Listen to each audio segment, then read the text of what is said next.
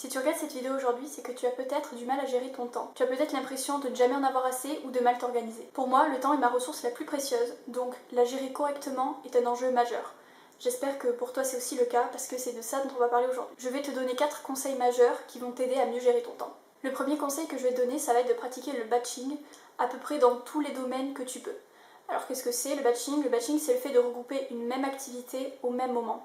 C'est-à-dire que toutes les tâches qui sont similaires, tu vas les faire au même moment. Et ce qui est génial avec ce principe, c'est que tu peux vraiment l'appliquer dans des tas de domaines. Ça peut être la cuisine, le batch cooking, ça va être le fait de faire tous tes repas de la semaine au même moment. Donc ça peut être le dimanche soir, tu peux cuisiner pendant 2 heures et faire tous tes repas de la semaine et les congeler. Tu peux également l'appliquer, et c'est là où c'est super intéressant, dans le monde du travail. C'est-à-dire que tu peux regrouper toutes les tâches similaires au même moment. Donc ça va être par exemple passer tous tes appels importants au même moment, ou dans le cadre de l'école par exemple, ça va être de travailler une seule et même matière au même moment. Ce qui est intéressant avec le principe du batching, et c'est pour ça que je l'adore, c'est que tu évites de perdre ce temps de latence entre chaque activité. Si tu passes par exemple d'une activité comme faire la cuisine pour ce soir à réviser mes cours de maths, tu auras des temps au milieu, tu vois, des temps morts. Ça va être par exemple, bon bah il faut que je sorte toutes mes affaires de cuisine, il faut que je range un peu, il faut que je nettoie un peu pour mettre à cuisiner, puis après ça va être, il faut que je sorte toutes mes affaires de maths, etc.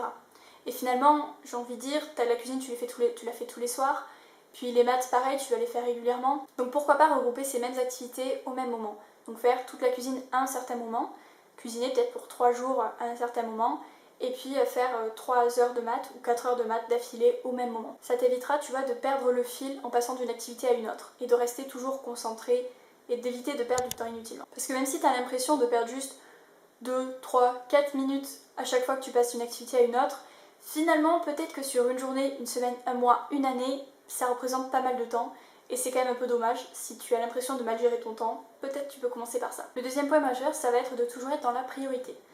Ce qu'il faut que tu regardes, c'est que tu as des obligations, déjà. Donc on va commencer par s'attarder sur ce point et après on va aborder le reste. Donc on est d'accord, une obligation, c'est quelque chose où tu ne peux pas y déroger. C'est-à-dire que tu n'as pas le choix, tu es obligé de le faire, tu es obligé d'y passer du temps.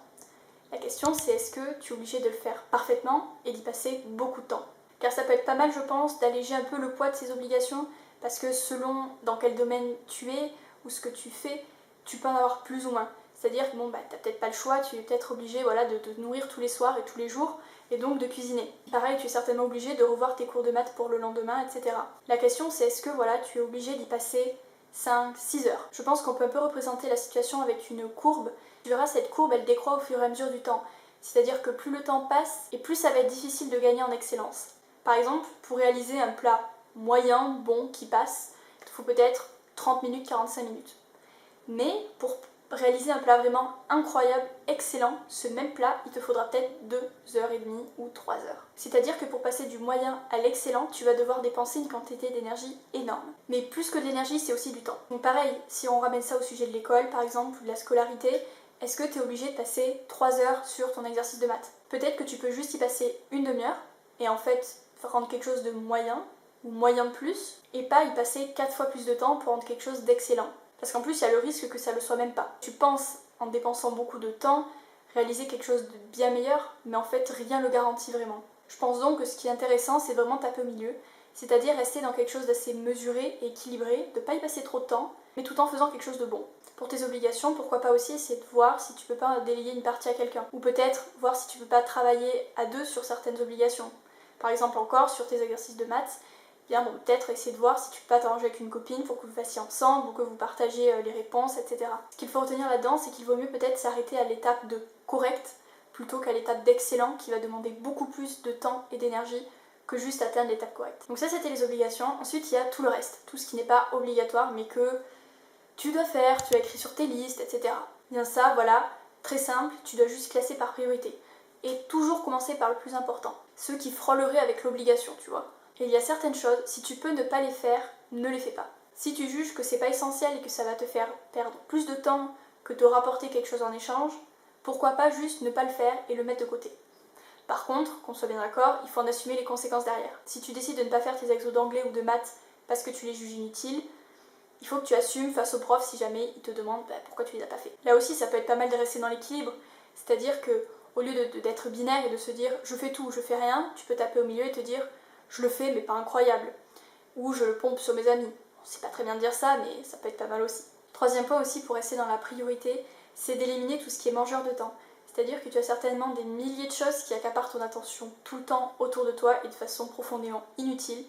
Eh bien là, je t'invite à les identifier et à les éliminer. Pareil, ça va être toutes ces choses qui te prennent des micro-minutes, des microsecondes tous les jours et qui finalement, si tu les additionnes dans la journée, à la fin de la journée, à la fin de la semaine, tu verras que ça t'a pris des heures. Et en plus de ça, ça t'aura pas apporté grand-chose. Tu te sentiras pas forcément plus heureux dans ta vie, plus épanoui, et pourtant tu auras dépensé beaucoup de temps et d'énergie dans ces activités un peu inutiles. Ça peut être différentes choses, ça peut être tout ce qui est réseaux sociaux, médias divers et variés, télévision, ou même ça peut être des personnes. Peut-être des personnes qui sont un peu inutiles dans ta vie, qui t'apportent pas grand-chose mais te bouffent pas mal de temps. Ensuite, un concept un peu étonnant, ça va être de savoir exactement quand faire une chose à la fois et quand faire plusieurs choses à la fois. Je ne vais pas te déconseiller à 100% de ne pas faire plusieurs choses à la fois et je vais t'expliquer après pourquoi. Le premier point, ça va donc être de savoir exactement quand est-ce faire une chose à la fois. Ça va être dans toutes les tâches où tu vas devoir être ultra concentré, où tu vas devoir te donner à 100% pour très bien t'en sortir. Si tu découpes ta concentration, forcément tu vas passer plus de temps. Si tu veux que quelque chose de super difficile à faire et qui te demande beaucoup de concentration soit fait rapidement, eh bien prends le temps de ne faire que cette chose-là. Surtout, il faut faire attention parce que dans ce genre de tâches hyper importantes qui demandent beaucoup de concentration, il faut savoir que la concentration, elle décroît avec le temps. Donc si tu t'amuses à faire plusieurs choses à la fois, ta concentration, elle va décroître et tu n'arriveras même pas finalement à finir la chose qui était la plus importante à la base et qui te demandait le plus de concentration. Ensuite, et c'est là le point qui peut être le plus inhabituel peut-être, c'est aussi de savoir quand est-ce que faire plusieurs choses à la fois.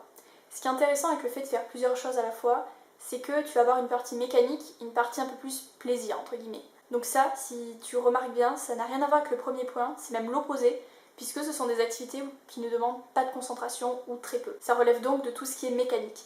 Ça va être par exemple faire le repassage, faire le ménage, aller se promener tout seul par exemple, faire le chemin entre chez soi et le travail. Tout ce genre d'activités ne demande pas spécialement de concentration, et bon, à ce moment-là, pourquoi pas essayer de rendre le moment un peu plus sympathique et faire plusieurs choses à la fois. Tu peux, voilà, effectivement écouter la musique, etc. Donc dans ce point, ce qui est essentiel de retenir, ce n'est pas qu'il ne faut pas faire plusieurs choses à la fois, mais qu'il faut savoir quand faire plusieurs choses à la fois et quand ne pas faire plusieurs choses à la fois. Et tout dépend donc de la concentration dans laquelle il faut que tu sois pour ta tâche principale. Ensuite, il me semble important de toujours être dans l'équilibre, c'est-à-dire de ne jamais être dans les excès et de ne pas faire excessivement qu'une seule activité ou au contraire faire toujours plusieurs activités. Il ne faut pas non plus que tu t'amuses à dire que toutes les activités que tu fais ne sont non essentielles et qu'il n'y a pas besoin de les faire. Ou au contraire que tout est super important et demande une méga concentration à chaque fois. Ça va être donc à toi de réfléchir à cet équilibre à trouver. Quelles sont les activités importantes?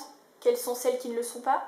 Quelles sont les activités qui me demandent de la concentration et celles qui m'en demandent moins? Est-ce que je peux ne pas faire cette activité-là? Est-ce que je peux la mettre de côté? L'équilibre me semble super important, donc je t'invite vraiment à faire attention à ça et je t'assure que tu apprendras à mieux gérer ton temps en étant plus équilibré dans tes décisions. Si tu aimes ce genre de contenu, n'hésite pas à t'abonner.